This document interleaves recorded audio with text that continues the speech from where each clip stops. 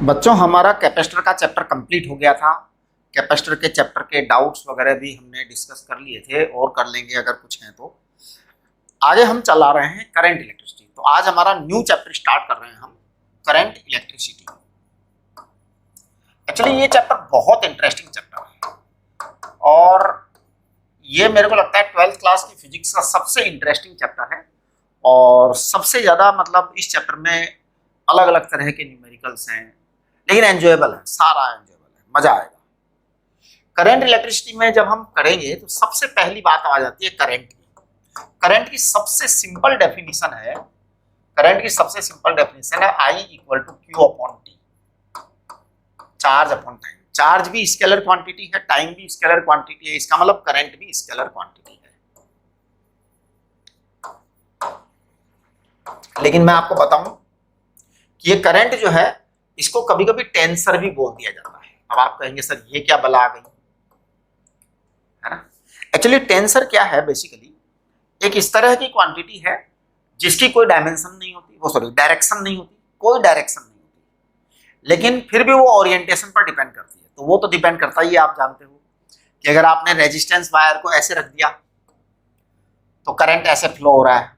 अब इसी वायर को आप अगर ऐसे कर देंगे तो करंट फ्लो इधर की तरफ हो गया, तो इसका मतलब ये फर्क पड़ गया। तो इसको इसलिए टेंसर कहते हैं। स्केलर क्वांटिटी जो कि ओरिएंटेशन पर डिपेंड करती है उसे टेंसर कहते हैं। Moment of inertia tensor quantity है क्योंकि वो ओरिएंटेशन पर डिपेंड करती है। तो आप ध्यान दीजिए, टेंसर क्वांटिटी जो है ना, आप लोगों को moment of inertia and current, ये दोनों आप लोगों के लिए टेंसर क्वांटिटी है। वैसे तो काफी सारी हैं लेकिन आपके मतलब की नहीं है वो। आप तो ये ध्यान रखो कि करंट जो है एक स्केलर क्वांटिटी है, करंट जो है वो एक स्केलर क्वांटिटी है। एक मिनट जरा,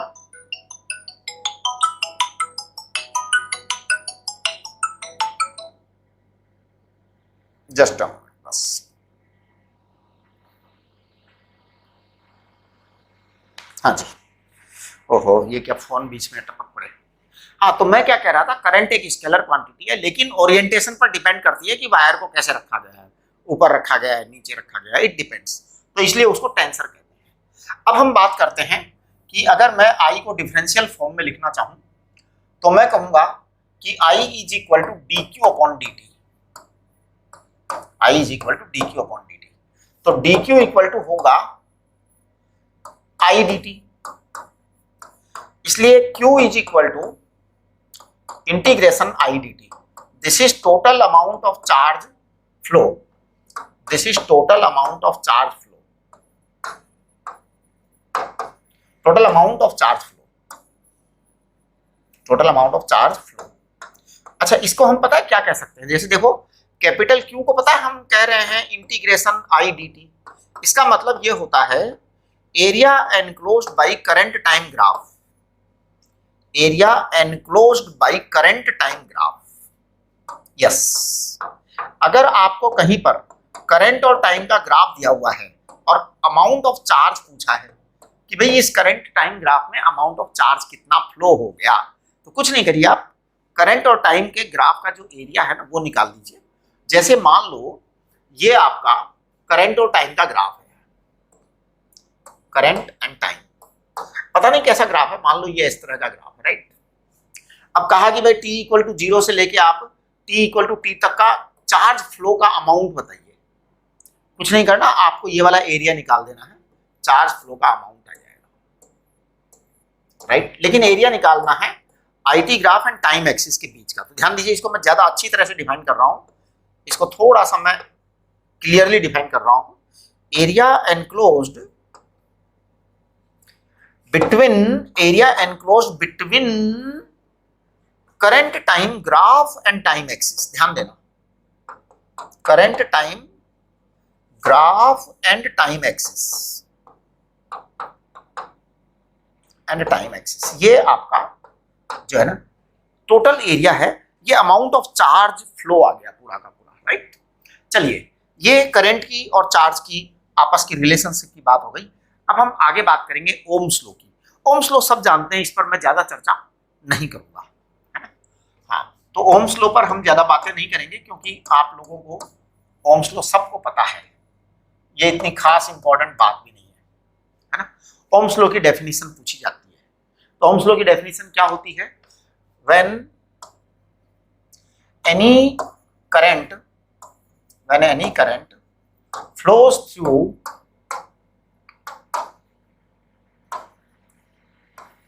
a wire, then when any current flows through a wire, then potential drop takes place across the wire,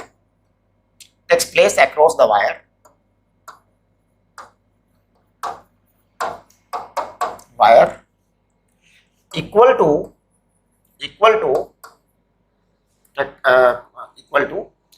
potential drop takes place across the wire is equal to product of current and time, product of current and resistance, इसको आप दूसरी तरीके से और भी लिख सकते हो, रेजिस्टेंस। इसी को आप ऐसे भी लिख सकते हो, और potential drop across any current carrying wire, potential drop या potential difference, potential drop or potential difference, potential drop or potential difference across any current carrying wire,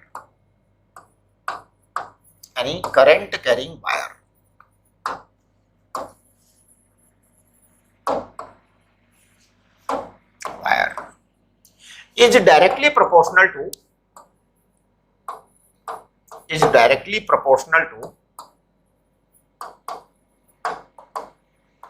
directly proportional to amount of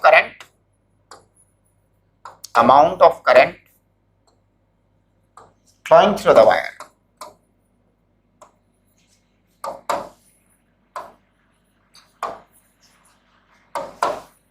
आप इस बात पर ध्यान दीजिए, potential drop or potential difference across any current carrying wire is directly proportional to amount of current flowing through the wire. बड़ी ही important बात है ना। तो आप इस चीज को समझिए कि V is proportional to I। जैसे अगर मान लो यहां पर कोई वायर है, इस वायर में से करंट I फ्लो हो रहा है, इसमें रेजिस्टेंस R है, तो यहां से लेकर यहां तक का जो पोटेंशियल डिफरेंस आएगा ना, दैट इज V। तो this V is proportional to I। जब V प्रोपोर्शनल टू I है तो मैं इसको बोलूंगा V equal to I into R। इसका जो ग्राफ आएगा वो नेचुरल है कि वेरी क्लियर? V और I का ग्राफ ऐसा आएगा। ध्यान दीजिए, I को अगर x एक्सिस पर लिया गया है और V को अगर y एक्सिस पर लिया गया है, तो ये जो V equal to I R है, हम कहेंगे R बराबर V अपॉन I। पता है इसको क्या बोलेंगे? इसको बोलेंगे स्लोप ऑफ VI ग्राफ। अब आप थोड़ा सा इस पे ध्यान दीजिए, ये स्लोप ऑफ VI ग्राफ तभी है जब V को y एक्सिस पर लिया और I को x एक्सिस पर लिया। तो देखिए R जो है ना, इसे रेजिस्टेंस कहते हैं, V upon I। This is called as electrical resistance of the current carrying wire. Electrical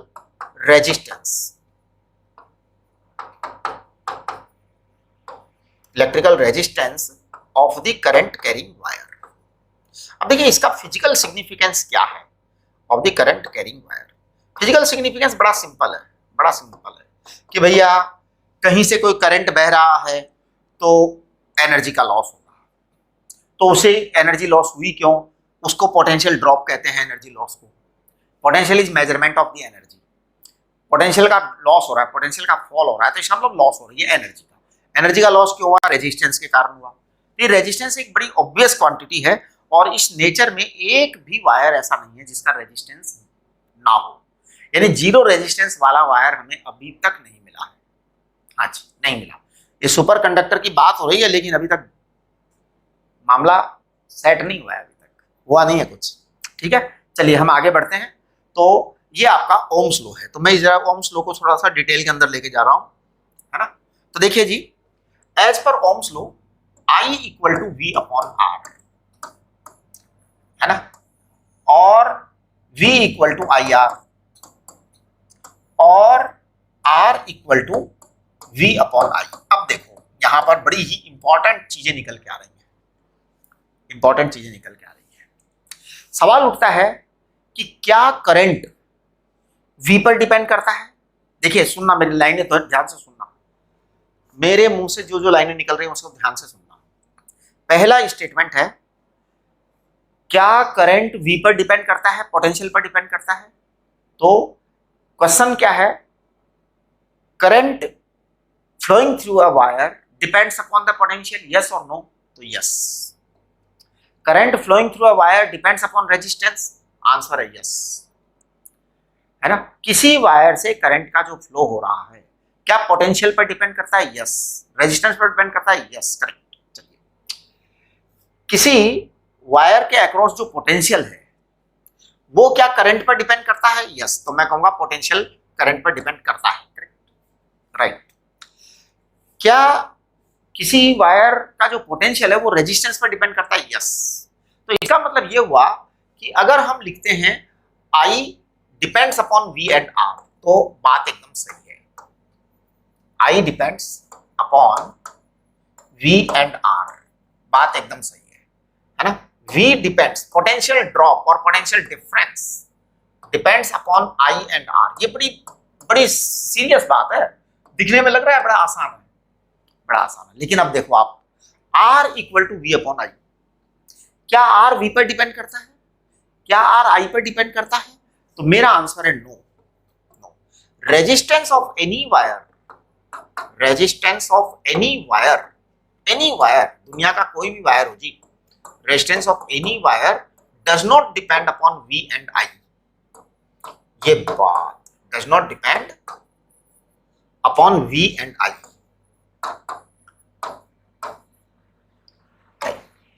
इसका मतलब अगर कोई व्यक्ति कहे कि रेजिस्टेंस जो है V पर डिपेंड कर रहा है, I पर डिपेंड कर रहा है, बिल्कुल नहीं जी। आप V को बढ़ा दीजिए, I को बढ़ा दीजिए, वापस बराबर आ जाएगा R। तो V I पर कहां डिपेंड करा। अच्छा, सवाल ये नहीं है कि आपका क्या हुआ क्या नहीं हुआ, कि साहब R बढ़ाया तो V बढ़ाया, V बढ़ाया तो I बढ़ाया। ध्यान दीजिए, V जब बढ़ेगा I अपने आप बढ़ता है, V जब बढ़ाया जाता है तो I अपने आप बढ़ता है, और R अपने आप कांस्टेंट हो जाता है। यानी R V और I दोनों पर डिपेंड नहीं करेगा। आप जैसे ही कैलकुलेशन शुरू करेंगे तो R equal to V upon I की कैलकुलेशन शुरू करेंगे तो पता है क्या होगा। अगर आपने V को 5 रखा, मान लो सपोज आपने V को 5 वोल्ट रखा, है ना, करंट को 1 रखा, आपका R कितना आ गया, 5 आ गया। अगेन अब आप जैसे ही इस V को थोड़ा सा बढ़ाएंगे, थोड़ा सा बढ़ाओ, लिटिल लिटिल बढ़ाओ, तो आपने मान लो V को 5.5 किया, 5.5 किया, आप कितना भी दम लगा लो करंट 1.1 हो ही जाएगा, आप रोक नहीं सकते करंट को। अगर आपने इसको 10 कर दिया तो करंट अपने आप ही 2 एम्पियर आ जाएगा। इसका मतलब R जो है V और I पर डिपेंड नहीं कर रहा है, अपने आप जैसे ही आपने V को चेंज किया I चेंज हो जाएगा। लेकिन I जो है वो V एंड R पर डिपेंड कर रहा है, V जो है वो I एंड R पर डिपेंड कर रहा है ना। हाँ जी, ज्यादा रेजिस्टेंस में अगर आप सेम पोटेंशियल लगाएंगे तो करंट कम बहेगा, इसका मतलब R पर डिपेंड करा ना। बहुत बारीक बात है। और पता है क्या होता है, बच्चे यहीं पर गलतियां कर जाते हैं। मैंने बहुत बच्चों को नेगेटिव मार्किंग करवाते हुए देखा है। जैसे काइनेटिक एनर्जी, मैंने आपको पहले भी बताया होगा कि काइनेटिक एनर्जी बराबर होता है force into displacement, force into displacement, it is equal to half mv square. अब काइनेटिक एनर्जी किस पर डिपेंड करती है, फोर्स पर और डिस्प्लेसमेंट पर, या हाफ mv स्क्वायर पर? नहीं, हाफ mv स्क्वायर पर काइनेटिक एनर्जी डिपेंड नहीं करती है, m पर डिपेंड नहीं करती, v पर डिपेंड नहीं करती, फोर्स इंटू डिस्प्लेसमेंट पर डिपेंड करती है। कि जब किसी बॉडी पर फोर्स लगाया जाता है, फोर्स के कारण जो डिस्प्लेसमेंट होता है, that is the kinetic energy, मतलब that is the work is kinetic energy. तो बड़ी बारीक बारीक बातें हैं कि दिखने में जो दिखता है वो होता नहीं है। तो आर जो है रेजिस्टेंस वो वी और आई का कोई लेना देना नहीं है रेजिस्टेंस से। तो ये एक बहुत इंपॉर्टेंट बात थी, इजी बात थी, एकदम इजी बात थी। लेकिन बेटे बात यह है उस समय बड़ी समस्या खड़ी हो जाती है जब बच्चा कंपटीशन का एग्जाम देने जाता है, उसको सारा नॉलेज होता है, उसको सब कुछ आता है। ऐसा नहीं बच्चे को आता नहीं है, आता है सब, लेकिन बस केवल थोड़ा सा विचार के कारण, विचार की कमी के कारण नेगेटिव मार्किंग हो जाती है। एग्जाम देके बच्चे खुश होकर के घर आते हैं, खुश रहते हैं, बहुत खुश रहते हैं, 1 दिन 2 दिन 3 दिन, फिर जब बाद में पता लगता है अरे इस सवाल में मैं ये करके आया था, वो तो ये रहा है, आंसर की आती है, आंसर की आने के बाद पंगा हो जाता है। तो ये है ना, हमें इन सब से बचने के लिए थोड़ा अपने विचार को बिल्कुल क्लियर कट और क्रिस्टल क्लियर रखना पड़ेगा, राइट। चलिए अब हम बात कर रहे हैं डिपेंडेंस ऑफ रेजिस्टेंस।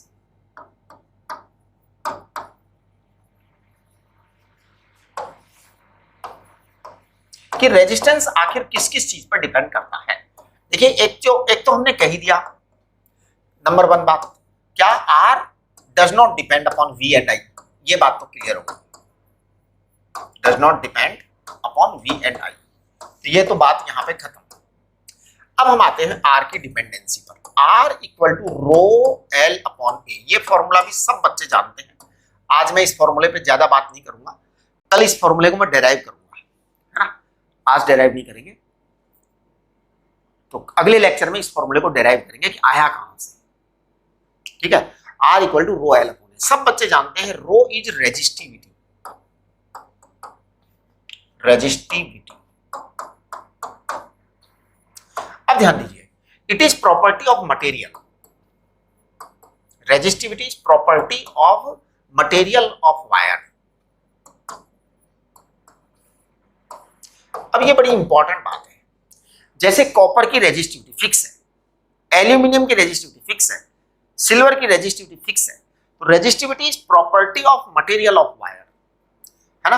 तो rho depends upon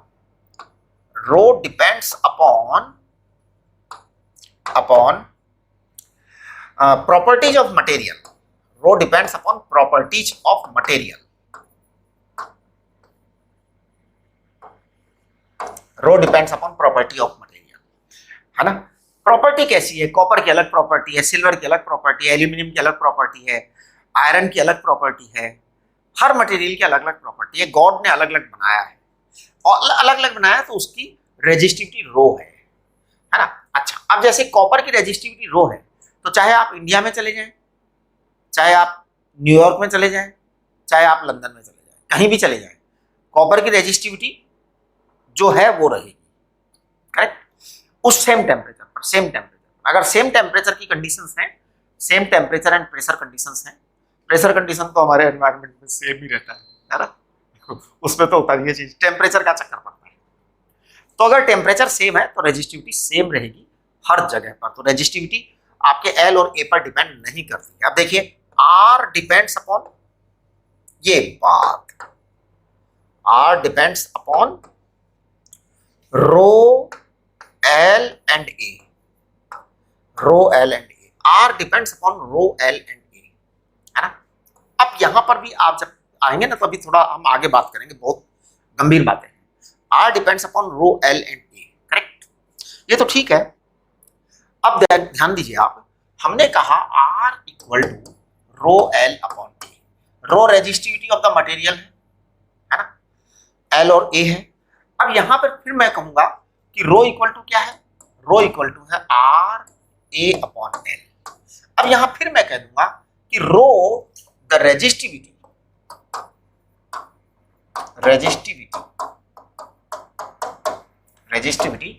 does not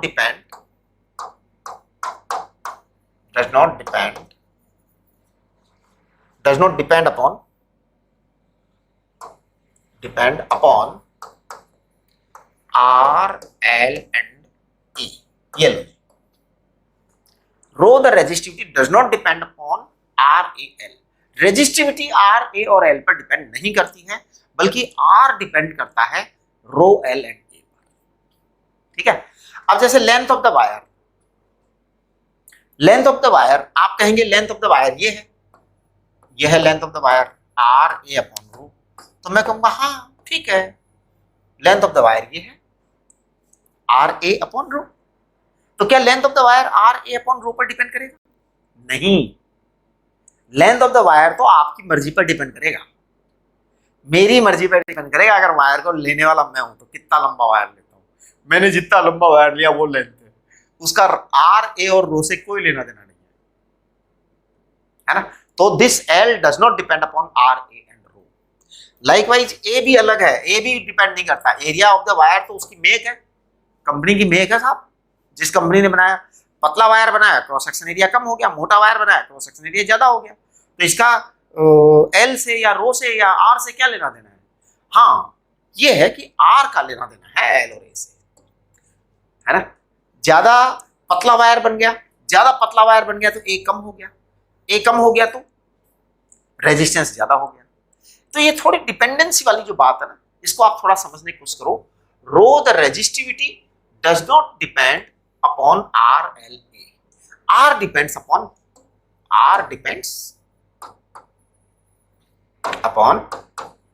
row L and A, है ना। ये बड़ी छोटी छोटी बातें हैं, लेकिन मैं बड़ा सावधानी से इन बातों को कर रहा हूं, मतलब मैं इनको स्किप करके नहीं जाना चाहता। ज्यादातर 99% केसेस में बच्चे लोग इन कंसेप्ट को स्किप कर जाते हैं। चलो स्किप कर जाओ, यहां तक भी कोई प्रॉब्लम नहीं है, यहां तक भी कोई इश्यू नहीं है, स्किप कर जाओ, नो इश्यू। लेकिन फिर क्या होगा कि जब एग्जाम में क्वेश्चन आता है, वहां पे जब नेगेटिव मार्किंग होती है तो प्रॉब्लम हो जाती है ना। रैंक जो है जहां आनी चाहिए वहां नहीं आती, तो जिस बच्चे को जहां होना चाहिए वहां नहीं होता तो दुख होता है, ठीक है। इसलिए छोटी छोटी बातों पर ध्यान देना चाहिए। चलिए, ये आपका आ गया। अब मैं यहां कुछ कैलकुलेशन कर रहा हूं, उस पर आप थोड़ा सा ध्यान दीजिएगा। आर इक्वल टू बेटा रो एल अपॉन ए है। अब मैं पता है इसको क्या कह रहा हूं, मैं इसको कह रहा हूं रो एल इंटू ए अपॉन ए इंटू ए। देखना, थोड़ा लिखने का स्टाइल चेक करना, है ना। मैं कहूंगा इसको रो वॉल्यूम अपॉन ए स्क्वायर, ये बात है ना। अब आप इसको डेंसिटी अपॉन डेंसिटी भी कह सकते हैं, कह सकते हैं ना। तो ये आ जाएगा rho into mass upon area square into density. कुल मिलाकर के हम ये कहना चाहते हैं कि किसी भी वायर का मास जो है फिक्स हो गया, एक बार वायर बन गया वो फिक्स हो गया, मास बदल नहीं सकता। आप उसकी लंबाई बढ़ा सकते हैं। देखिए, जैसे मैं बाजार गया, मैंने तांबे का वायर खरीद करके लाया, तांबे के वायर का वजन था 100 ग्राम, तो मैं 100 ग्राम तांबे का वायर खरीद लाया। देखिए, मैं 100 ग्राम तांबे का वायर खरीद करके ले आया, करेक्ट। अब उसका मास जो है कभी भी मैं 101 ग्राम नहीं कर सकता, 100 ग्राम तो नहीं कर सकता। काट दूं वो एक अलग बात है कि 50 ग्राम कर दिया काट के आधा, वो तो फिर देखिए काट दिया वो तो एक अलग चीज है। लेकिन वायर जो मैं 100 ग्राम लेकर के आया हूं तांबे का, इसे मैं न तो 99 ग्राम बना सकता, न 101 ग्राम बना सकता। इसका मास हम बदल ही नहीं सकते। यानी कि मास जो है ना, वो परफेक्ट कांस्टेंट क्वांटिटी है। अब अगर आप इस फॉर्मूले को ध्यान से चेक करें तो देखिए आर बराबर क्या आया, rho upon area square volume, या फिर आप कह सकते हैं इसको rho into mass upon area square into D. अब देखो आप यहां पे कई सारी क्वांटिटीज हो गई। जैसे वॉल्यूम एक ऐसी क्वांटिटी जिसको आप बदल नहीं सकते, तांबे का वॉल्यूम वही रहेगा। रो आपकी उसकी मटेरियल है, जो भी वायर है उसकी, उसको आप बदल नहीं सकते, भगवान जी ने बनाया है, भगवान जी ने जो बनाया है रो, उसमें आप बदलाव नहीं कर सकते। वॉल्यूम मैं दुकान से लेके आया था तांबा, तो भैया वायर जितना मैं लेके आया उसको कोई दुनिया की ताकत बदल नहीं सकती वॉल्यूम को। मास को कोई नहीं बदल सकता, डेंसिटी ऑफ द कॉपर को कोई नहीं बदल सकता, रो को कोई नहीं बदल सकता, ए को तो बदला जा सकता है। अब आप कहेंगे सर एरिया को कैसे बदल दोगे? क्रॉस सेक्शन एरिया को, बिल्कुल। क्रॉस सेक्शन एरिया तो मैं रोज बदलता हूँ, डेली। अरे खींचो वायर को जोर से, लंबा हो जाएगा, है लंबा हो जाएगा तो पतला हो जाएगा। अब सोचो आपने वायर को खींचा, वायर लंबा हो गया, पतला हो गया, पतला हो गया तो क्रॉस सेक्शन एरिया कम हो गया। यानी क्रॉस सेक्शन एरिया को कम किया जा सकता है। कुल मिला के मैं यहां अगर ऐसा लिखूं ना कि R proportional to 1 upon area square, और एरिया को मैं लिख देता हूं पाई आर स्क्वायर, तो आर प्रोपोर्शनल टू क्या हो जाएगा 1 अपॉन पाई आर स्क्वायर का होल स्क्वायर। यानी बेटर है कि हम इस आर को ऐसे लिख दें, आर को ऐसे लिख दें प्रोपोर्शनल टू स्मॉल आर की पावर 4। कब? जबकि मास कांस्टेंट है, कंडीशन है mass constant, mass constant volume constant, ये कंडीशन है, तब ऐसा होगा, तब ऐसा होगा। इसके अलावा देखो मैं एक गेम और खेल सकता हूं, आर इक्वल टू है रो एल अपॉन ए। मैं इसको ए से मल्टीप्लाई डिवाइड कर देता हूं, नहीं सॉरी ए से तो अभी किया ही था ना, इसको एल से मल्टीप्लाई डिवाइड कर देते हैं, है ना, हाँ एल से मल्टीप्लाई डिवाइड कर दिया। अब देखो आप फिर से वही गेम हो गया, आर एल स्क्वायर अपॉन ए इंटू एल वॉल्यूम हो गया। इसको आप कह सकते हो rho L square density of the material upon mass. फिर से एक चीज हो गई कि आपका रो कभी बदल नहीं सकता, वॉल्यूम कभी बदल नहीं सकता, आपका एल बदल सकता है, लंबाई तो बदल ही सकता हूं मैं वायर की, है ना, दबा सकता हूं, हाँ हमारे पास कंप्रेशन के अरेंजमेंट है, हम चाहे तो वायर को कंप्रेस करके उसकी लेंथ बढ़ा सकते हैं, वायर को खींच करके लंबाई बढ़ा सकते हैं। कुल मिला के क्या हो सकता है R proportional to L square, जबकि मास फिक्स है वॉल्यूम फिक्स है, राइट। अगर आपको ये बात समझ में आ गई तो इसके बहुत सारे क्वेश्चंस हैं, भरे पड़े हैं क्वेश्चंस, आपकी डीपीपी में भी है, आपकी सब बुक्स में भी है, आपके सारी चीजों में है। कल हम बात कर मतलब अगले लेक्चर में हम बात करेंगे ड्रिफ्ट वेलोसिटी, और ये स्मॉल चेंज कंसेप्ट भी मैं समझाऊंगा, है ना, हाँ तो है ना, ये अगला लेक्चर जो है ना उसके अंदर करेंगे, ठीक है। चलिए अभी की नमस्ते।